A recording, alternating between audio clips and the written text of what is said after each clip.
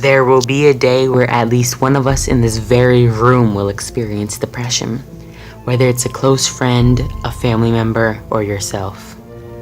As we go through the 21st century, there are many mental disorders being recognized, but there are a few that are being chopped down into one category: just being sad.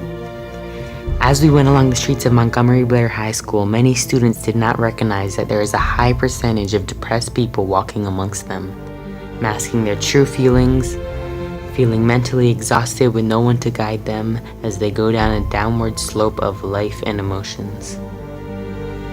Today, the misconceptions of depression will be said out loud so that you may comprehend, articulate, and inform. Well, I was diagnosed with depression when I was in 7th grade, and yeah, ever since that, I've been coping with it. And I mean, any mental illness comes with a stigma. Like, people have different perspectives on it, and like my dad, he didn't think that I was actually depressed. He just thought it was like, okay, you'll be sad one day, it'll be over tomorrow. And it wasn't like that. It was a constant thing that it got tiring. And yeah. Depression is often misconcepted. People think that it's just a phase or it's just something that comes along in life, which it does. There are a lot of things that can stress you out and make you depressed, but it's not completely understand, because when you have depression, you don't really know how to control it. It just comes at any time. People can look at you and say, oh, are you okay? And you could be okay, but you don't know how to explain to them how you really feel, because it's a disease, you know. It's not something that you can really control. At one point, I just didn't, well, a lot of times, I didn't like see any point in like living and stuff, so I kind of just turned to suicide for a lot of those years. And yeah, so my experience came out of, I was little. I didn't really think I was depressed. I just thought that, you know, going to a new elementary school and stuff like that.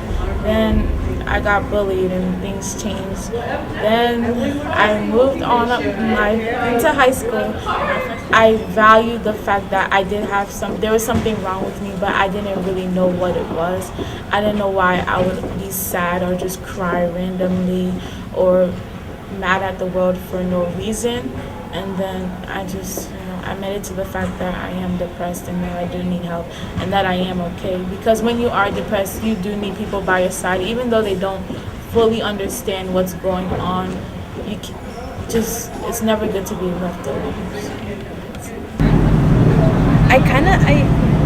I've opened up to my mom a lot, and to like certain friends and stuff, because I used to deal with it in like really bad ways. I used to self-harm and stuff, and that didn't really make a difference. So I was like, well, no, I didn't really make a difference. My mom, she kind of talked me out of it, and she was just really supportive during all those times. And yeah, I've like opened myself up to her, like talking to her and explaining to her how I feel and why I feel that way, and she just listens, and that's